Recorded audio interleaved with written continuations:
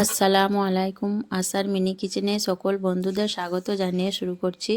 আজকে আমি নিয়ে এসেছি ডিম আলুর চপ রেসিপি। একদম দোকানের মতো মুচমুচে পারফেক্ট চপের রেসিপি। সন্ধ্যাবেলা চায়ের সঙ্গে বা কফির সঙ্গে এরকম হালকা একটা স্ন্যাক্স বা চপ তৈরি থাকলে খেতে কিন্তু খুবই ভালো লাগে, আর খেতেও কিন্তু অসম্ভব মজার হয়। খুব সহজে এবং বাড়িতে থাকা অল্প কিছু উপকরণ দিয়ে বানিয়ে নিতে পারবেন এরকম কুড়মুড়ে একটা চপের রেসিপি। তো চলুন দেখে নেওয়া যাক আজকের রেসিপিটি। আর যারা নতুন বন্ধু আমার ভিডিওটি দেখছেন, ভালো লেগে থাকলে অবশ্যই আমার চ্যানেলটিকে সাবস্ক্রাইব করে আমার পাশে থাকবেন। প্রথমে আমি গ্যাস অন করে একটা তাওয়া বসিয়ে দিয়েছি আর দিয়ে দিচ্ছি টেবিল চামচে 2-3 চামচের মতো সর্ষের তেল। তেলটাকে ভালো করে গরম করার পর দিয়ে দিচ্ছি 3টে শুকনো লঙ্কা। দিয়ে আমি নাড়াচাড়া করে লঙ্কাগুলোকে খুব ভালোভাবে লাল লাল করে ভেজে নেব। লঙ্কাগুলোকে আমি বেশ ভালোভাবে লাল লাল করে ভেজে নিয়েছি। এখন আমি লঙ্কাগুলোকে তুলে নিচ্ছি। তারপর আমি দিয়ে দিচ্ছি কেটে রাখা পেঁয়াজ কুচি। এখানে আমি দুটো ছোট সাইজের পেঁয়াজ কুচি ব্যবহার করেছি। দিয়ে আমি নাড়াচাড়া করে পেঁয়াজগুলোকেও বেশ কিছুক্ষণ ভেজে নেব, যাতে পেঁয়াজের গায়ে একটা হালকা লালচে কালার চলে আসে। পেঁয়াজগুলো বেশ কিছুক্ষণ নাড়াচাড়া করার পর দেখুন পেঁয়াজের গায়ে খুব সুন্দর একটা লালচে কালার চলে এসছে। এর থেকে পেঁয়াজটা আমি আর বেশি ভাজবো না। এখন এর মধ্যে দিয়ে দিলাম 1 চামচ আদা রসুন বাটা আর 3-4টে কাঁচা লঙ্কা কুচি। দিয়ে আবার আমি আরও কিছুক্ষণ নাড়াচাড়া করে ভাজা ভাজা করে নেব, যাতে আদা রসুনের কাঁচা গন্ধটা না থাকে। আদা রসুন বাটা আর লঙ্কা বেশ কিছুক্ষণ আমি ভেজে নিয়েছি, যাতে কাঁচা গন্ধটা না থাকে। তারপর এখানে দিয়ে দিচ্ছি 1/2 চামচের থেকেও কম হলুদের গুঁড়ো, 1/2 চামচের থেকেও কম কাশ্মীরি লাল লঙ্কার গুঁড়ো কালারের জন্য, আর দিয়ে দিলাম ধনে গুঁড়ো আর জিরে গুঁড়ো, আর দিয়ে দিচ্ছি 1/2 চামচ থেকে কম ভাজা জিরে গুঁড়ো আর পরিমাণ মতো নুন। আর ভাজা জিরে গুঁড়োটা এই জন্যই দিলাম, এতে করে ফ্লেভারটা খুব ভালো হবে। আমি একদম লো ফ্লেমে দেখুন মশলাগুলোকে পেঁয়াজের সঙ্গে খুব ভালোভাবে কষিয়ে নেব। এখানে কিন্তু আমি কোনোভাবে পানি ব্যবহার করব না, পানি ছাড়াই কিন্তু মশলাগুলোকে আমি কষিয়ে নিচ্ছি। মশলাটা দেখুন বেশ ভালোভাবে কষিয়ে নিয়েছি। এর থেকে আর বেশি ভাজবো না, তাহলে খেতে খুব বেশি ভালো লাগবে না।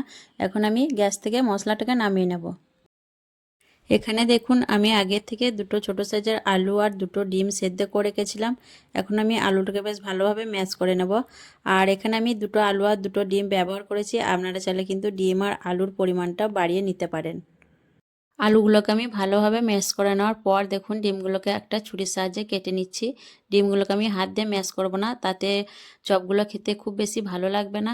তার জন্য আমি ডিমগুলোকে দেখুন ছুরির সাহায্যে কিমার মতো করে ছোট ছোট করে কেটে নিচ্ছি, যাতে খাওয়ার সময় ডিমগুলো একটু মুখে পড়লে খেতে খুবই ভালো লাগবে। তার জন্য দেখুন আমি কিমার মতো করে ডিমগুলোকে ছোট ছোট করে কেটে নিচ্ছি। আর হাত দিয়ে ম্যাশ করে নিলে কিন্তু ডিমগুলো খুবই নরম হয়ে যাবে, খেতে সেক্ষেত্রে ভালো লাগবে না। দেখুন ডিমগুলোকে আমি ছুরির সাহায্যে এইভাবে করে কেটে নিচ্ছি। খুব বড় করেও কাটিনি, আবার খুব ছোট সাইজ করেও কাটিনি, একদম কিমার মতো করে ডিমটাকে আমি কেটে নিচ্ছি। এইভাবে করে চাকু দিয়ে কেটে নিলে একদম কিমার মতো ডিমটা তৈরি হয়ে যাবে। তারপর আমি এখানে আগে থেকে ভেজে রাখা শুকনো লঙ্কাটা নিয়ে নিয়েছি আর পরিমাণ মতো নুন দিয়ে দিলাম।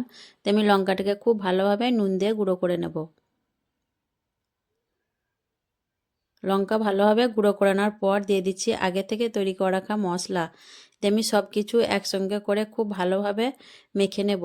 আর আলতো হাতে কিন্তু মেখে নেব, নইলে কিন্তু ডিমগুলো খুব বেশি ভেঙে যাবে, সেক্ষেত্রে খেতে ভালো হবে না। আলতো হাতে মেখে নিলে ডিমগুলো কিন্তু কিমার মতোই থাকবে। তো দেখুন আমি আলতো হাতে খুব ভালোভাবে সব কিছু মেখে নিচ্ছি। আর এখানে কিন্তু আমি আর বাড়তি কোনো মশলা ব্যবহার করছি না। আগে থেকে যে মশলাটা তৈরি করে রেখেছিলাম পেঁয়াজ লঙ্কা আদা রসুন মশলা দিয়ে, সেই মশলাটাই কিন্তু আমি ডিম আলু চপের জন্য ব্যবহার করছি। তো খুব ভালোভাবে দেখুন হাত দিয়ে আমি আলতো হাতে মেখে নিচ্ছি। সব কিছু ভালোভাবে মেখে নেওয়ার পর আমি দেখুন হাত দিয়ে মুঠো মুঠো করে ডিম আলুর মিশ্রণটাকে ভাগ করে নিচ্ছি, এতে করে চপটা তৈরি করার সময় সুবিধা হবে। তার জন্য দেখুন আমি এক মুঠো করে নিয়ে গোল করে পাকিয়ে গোল লাড্ডুর মতো বানিয়ে নিচ্ছি। এতে করে চপ তৈরি করার সময় খুবই সুবিধা হবে, খুব বেশি দেরি হবে না, তাড়াতাড়ি বানানো হয়ে যাবে। আর এইভাবে করে অবশ্যই আপনারাও একবার বাড়িতে এই ডিম আলুর চপটা তৈরি করে খেয়ে দেখবেন। খেতে কিন্তু অসম্ভব মজার হয়, একবার খেলে কিন্তু আর একবার খেতে চাইবেন। আর যাকেই খাওয়াবেন সে কিন্তু আপনার খুবই প্রশংসা করবে। এখানে একটা বাটির মধ্যে আমি নিয়ে নিচ্ছি বড় চামচে 2 চামচ বেসন,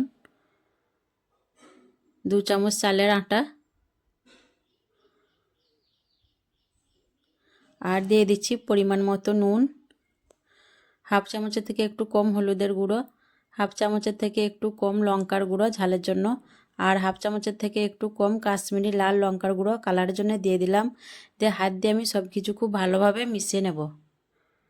আর যে কোনো চপ তৈরিতে বেসনের সঙ্গে চালের আটা দিলে চপটা কিন্তু খুবই কুড়মুড়ে আর ক্রিস্পি তৈরি হয়। তার জন্য এখানে আমি 2 চামচ চালের আটা আর 2 চামচ বেসন ব্যবহার করেছি।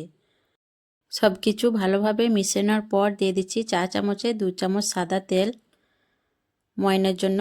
দিয়ে আবারও আমি খুব ভালোভাবে হাত দিয়ে মেখে নেব। যেমন আমরা লুচি পরোটা তৈরি করার সময় ময়ন ব্যবহার করি, সেই রকম বেসনের সঙ্গে একটু ময়ন ব্যবহার করলাম। এতে করে চপগুলো খুবই মুচমুচে হবে তৈরি করার সময়। ময়নটা মেখে নেওয়ার পর দেখবেন যখন এরকমভাবে মুঠো বেঁধে আসবে তখন কিন্তু বুঝে নিতে হবে খুব ভালোভাবে ময়নটা মাখা হয়ে গেছে। এখন আমি এর মধ্যে অল্প অল্প করে পানি দিয়ে ব্যাটারটা তৈরি করে নেব। আর ব্যাটারটা খুব বেশি পাতলাও হবে না, আবার খুব বেশি গাঢ়ও হবে না, মাঝারি ঘনত্বের একটা ব্যাটার তৈরি করে নিতে হবে। বেসনের বাটিটা দেখুন আমি চেঞ্জ করে নিয়েছি, মাখতে অসুবিধা হচ্ছিল তার জন্য। আর ব্যাটারটা দেখুন আমি খুব ভালোভাবে ফেটিয়ে এইভাবে তৈরি করে নিয়েছি। এর থেকে আর বেশি আমি পাতলা করব না। এখন ব্যাটারটা আমার পুরোপুরিভাবে রেডি হয়ে গেছে। এখন আমি হাতটা ভালোভাবে মুছে নিয়ে তারপর আমি ব্যাটারটাকে ঢাকা দিয়ে 10 মিনিটের মতো রেস্টে রেখে দেব। 10 মিনিট পর আমি ফিরে এলাম, দিয়ে ঢাকনা খুলে নিচ্ছি। আর ব্যাটারটা দেখুন খুব ভালোভাবে সেট হয়ে গেছে। এখন আমি এর মধ্যে দিয়ে দিচ্ছি হাফ চামচের থেকেও কম খাবার সোডা। খাবার সোডাটা দিলে ব্যাটারের মধ্যে খাবার সোডাটা দিলে চপটা খুবই মুচমুচে হবে। দিয়ে দেখুন আবার আমি খাবার সোডাটাকে খুব ভালোভাবে ব্যাটারের সঙ্গে ফেটিয়ে মিশিয়ে নিচ্ছি। খুব ভালোভাবে ফেটিয়ে মিশিয়ে নেওয়ার পর আবার আমি এখানে দিয়ে দিচ্ছি দেখুন বড় চামচে হাফ চামচ গরম তেল। চপ ভাজার জন্য যে তেল আমি গরম হতে দিয়েছি সেই তেল থেকে হাফ চামচ তেল দিয়ে দিলাম। তো আবারও খুব ভালোভাবে আমি ফেটিয়ে তেলটাকে ব্যাটারের সঙ্গে মিশিয়ে নেব। তারপর আমি দেখুন হাতে কিছুটা সর্ষের তেল লাগিয়ে নিয়েছি। দিয়ে আমি যে আলু চপের ভাগটা করে গেছিলাম সেখান থেকে একটা নিয়ে চপের আকারে আমি দেখুন হাত দিয়ে এইভাবে করে চেপে চেপে শেপ দিয়ে নিচ্ছি। যেভাবে আমরা আলুর চপ বানাই সেইভাবেই কিন্তু আমি চপের আকারে শেপটা দিয়ে নিলাম। তারপর আমি ব্যাটারের মধ্যে ডুবে দেখুন এইভাবে করে খুব ভালোভাবে চপটাকে কোট করে নিচ্ছি। আর খুব ভালোভাবে কোট করে নেবেন, তাহলে ভাজার সময় মশলাটা বেরিয়ে আসবে না। তারপর আমি দেখুন যে তেল গরম হতে দিয়েছিলাম চপ ভাজার জন্য তার মধ্যে আমি একে একে চপগুলোকে ছেড়ে দিচ্ছি।